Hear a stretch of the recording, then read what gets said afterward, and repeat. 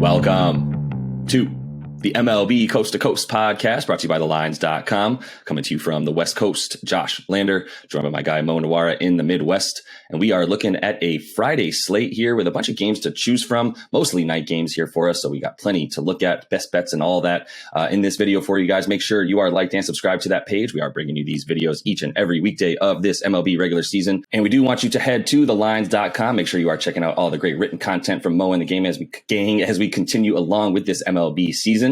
And as always, if you do still need a FanDuel or DraftKings account, head to FDPicks.com or DKPicks.com. Find those listings in your area, such as what we've got for today. Starting off with the first game that we have in the evening here, guys, we've got the Cards in Philadelphia taking on the Phillies. Mike Mikolas and Bailey Falter there. The Cards are favored -135 on the money line there. We've got the Fish in Washington taking on Josiah Gray and the Nationals. Trevor Rogers on the mound. The Nats are favored -135 with the edge in the pitching matchup there. We've got the Braves and Max Fried taking on the Cincinnati Reds in Cincinnati. Mike Minor on the mound for the Reds. Huge favorites for the Bravos there.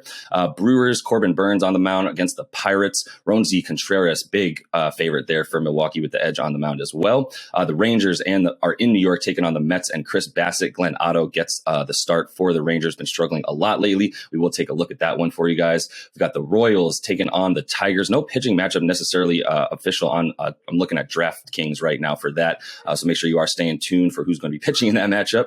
We've got the Yankees, Garrett Cole in Cleveland taking on Aaron Saval. +180 for the Guardians there, as the Yankees are huge favorites with the clear pitching matchup as well. Diamondbacks, Merrill Kelly taking on Antonio Senzuela. I'm definitely saying that incorrectly for the Rockies, who's getting another start for them. We've got the Angels, Michael Lorenzen taking on Christian Javier in Houston. Pretty big favorites for the Stros there. The Orioles, Spencer Watkins taking on Joe Ryan there in Minnesota. Huge favorites for the Twins. Padres, Blake Snell taking on Tony Gonsolin for the Dodgers in LA. We do like the Dodgers in that one. We'll talk about that for you. And the A's, James Caprileon and the Mariners, Marco Gonzalez in Seattle, -180 for the M's there. But the Oakland Athletics, we will talk about them. Might be a surprising bit of value for them. And we do finish things off with the White Sox in San Francisco taking on Alex Cobb. We got Lance Lynn back on the mound for another start for those Chi Sox. But we are going to start with the game that we do feel the best about here. We got the Mets. They are -195 now on the money line there against the Rangers. We got a total of 9. Mo, so start us off with what you're looking at in this Mets and Rangers matchup. Yeah, I got in on the Mets at a little better price than this, but I still think anything around -200 is probably okay for a small play. I know they're huge favorites, but I think they should be a little bit of bigger favorites, to be honest. Glenn Otto going for the Rangers. He showed a little bit of promise last year. If you look past his 9.XX ERA, 3.17 FIP and 3.82 SIERA, and a little small sample, 23 innings there. There were some people a little bit intrigued by him for sure coming into this season. Mainly a 423 BABIP dragged him down last year, but it's been a different story this year. His skills have taken a tumble. His zone rate is down to 46.7 from 59.2 last year. That is a massive drop. His chase rate, 26.8. It was like already on the border of being any good for MLB level. It's down to 22.9. His contact quality has stunk so far, 6.51 xERA. Think that he's going to have a rough day against the Mets. They haven't been quite as hot with the bats lately, but still the 6th ranked offense overall this year. On the other side, I do like some of the changes Chris Bassett is leaning into a little bit right now. I was checking into his baseball savant numbers. He's thrown his sinker over 40% the last couple starts. I think he's around 30% for the season. That's been by far his best pitch in his career. I think he can maybe make a mini Martin Perez type of leap here by leaning into his sinker the way Perez did. Overall this year, Bassett's been good. His home run, he's had a home run issue, but I don't think it's anything to be worried about. I think it's just a fluke, because when I'm looking, his exit velocity, 86 miles per hour, very, very good there. And he's getting tons of grounders, more grounders than he's ever got, 46.3%. Both of those numbers are the best he's had since he became a full-time starter in 2018. So I think Bassett's just a very good pitcher who's gotten a little bit unlucky, but still having a solid season, and really big edge there for the Mets. We know the Rangers stink hitting right-handed pitching. I just think the Mets should be more like minus 225 here. So I did get a little bit down on the Mets at minus 185, and I think around minus 200 is still fine. And we've got the Mets at home, so I'm assuming you don't even look at that run line of minus 1.5 there at about plus 108 on your money.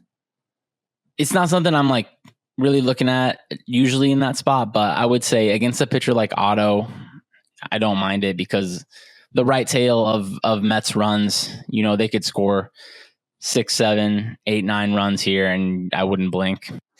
Yeah, and as bad as as bad as the Rangers are at hitting right-handed pitching, that's how good the Mets are. Basically, at least top 5, if not really the most potent offense against righties right now. Like you said, it hasn't quite been their hitting that's the problem, though. It's been down a bit, but obviously you would love to have your top 2 guys in the rotation for the Mets as the Bravos continue to chip away at that lead in the NL East, which I have already predicted that they will be surmounting that lead for and taking over the Mets. But it'll be a slow burn for them as their offense is good enough. And in a game like this, where they're just such clear favorites, I figured you probably got it a little bit better than the minus 200 or so, minus 195 that it currently sits at. But at the same time, I still think there's plenty of value there. Like you said, might as well put a little bit on it and feel pretty good about it. I actually probably will hit the run line tonight and see if I can make a little bit extra juice in that game. So another one with pretty big favorites. The Mariners are hosting the Oakland A's plus 155, total of 8.5. As we mentioned, James Kaprielian versus Marco Gonzalez. And, quick story note that the A's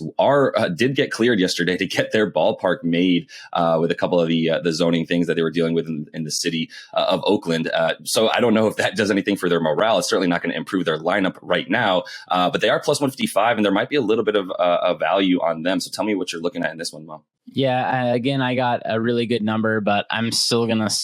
I think the current number around plus 150 is just like flipping coins, but you never know. The line could go back toward the Mariners. So I'm still going to talk about this one in case the line does move back that way. It's just 2 bad pitchers basically in a high run environment, I think here. The A's do hit lefties a little better, although still not very good, but they do have some lefty killers. Chad Pinder, Ramon Laureano, Steven Piscotty's back in the fold. That's pretty big because he's always been excellent against lefties his whole career. And the Mariners, on the other hand, are a little shorthanded on their offense because J.P. Crawford is sitting now. They're finally starting the suspensions from that fight with the Angels. He's having a career year, 116 WRC plus this year, so they're definitely going to miss him.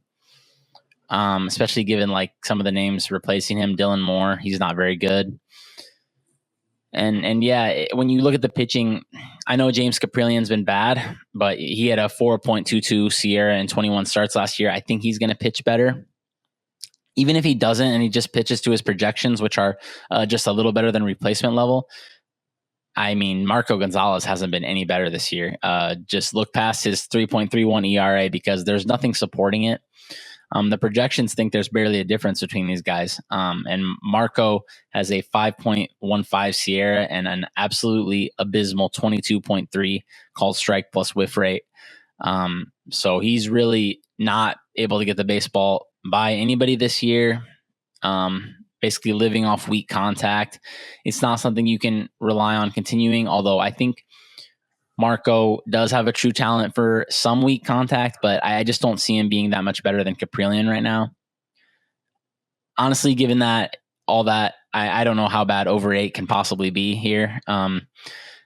If you want to gamble it up a little bit, I think parlaying the A's with the over is fine. That'll get you a pretty nice payout, probably around plus 350 or so.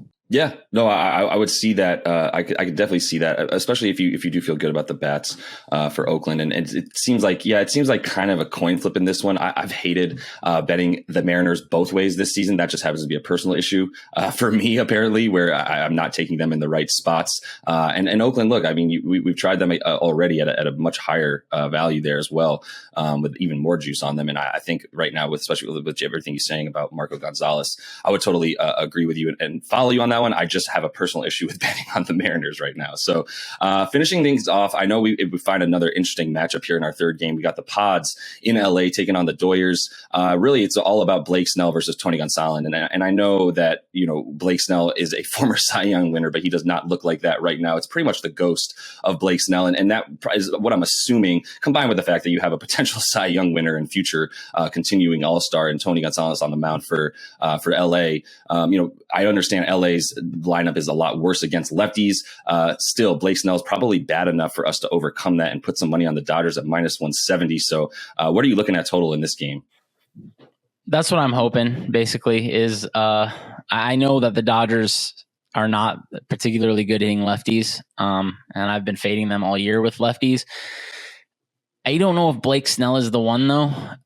He's been pretty bad for basically a season and a half now. 4.33 Sierra this year. Over 12% walk rate last year, which is atrocious, and he's back over 12% again this year. You can just see that his command is lagging based on that walk rate and, honestly, his low called strike rate. And I think in particular, just in this matchup against the Dodgers, his 43.9% zone rate, which is as low as you're going to see pretty much from a starting pitcher, is going to probably bite him. You can succeed around these numbers. Corbin Burns, I think Jacob deGrom has a pretty low zone rate last year, but these guys miss way more bats than Snell. They command their pitches better than Snell. They don't waste as many pitches as Snell. And the Dodgers are the most disciplined team basically in baseball. Their lineup second in walk rate this year and dead last in swing percent. So nobody swings outside the zone less frequently than the Dodgers do. I know Gonsolin's been really lucky this year. 188 BABIP and a 90% strand rate. That's obviously not going to keep up, but even still, he has a 2.87 xERA. So StatCast likes what he's doing as far as managing contact goes. And even if you just look at his 3.81 Sierra, that's solid. Even if he just pitches to that, I think they'll have a decent edge in the pitching today. And we know the Padres don't hit right-handed pitching very well.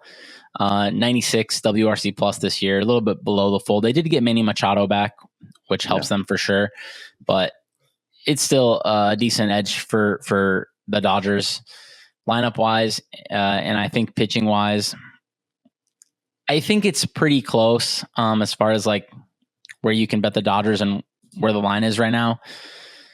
Around -170, I would probably not bet it, but if you can get better than that, which there was a -164 this morning, I think that's fine. And it's just you're gonna have to line chop this one and watch where the numbers go today. Agreed. I would also say, it just seems like such a big edge for the Doyers and especially, Gonsolin's first 5 innings as well. It's a half run for the Dodgers in the first 5, -120 for them to be leading by, a run at that point. And I don't feel bad about it. He's got the best ERA of any pitcher, the best whip of any pitcher in the first 5 innings of any starting pitcher this season. So why not feel good about him continuing that? I don't even really care what happens after that, to be honest, with any of the bullpen issues that they may have had in the past either. So that seems like a pretty safe bet as well. Either way, I think there is. I honestly feel like you're underselling the amount that the Dodgers should be favored here a bit. I know that we have an issue with their left-handed hitting, or they're hitting against left-handed pitching. But like I said, Blake Snell is a ghost of himself right now, and I would continue to bet on that. So that is all the time we have for you guys in this one. Make sure you are liked and subscribed to that page. Continue to follow along with us as we are bringing you these videos each and every weekday of this MLB regular season. So until we see you next, happy betting.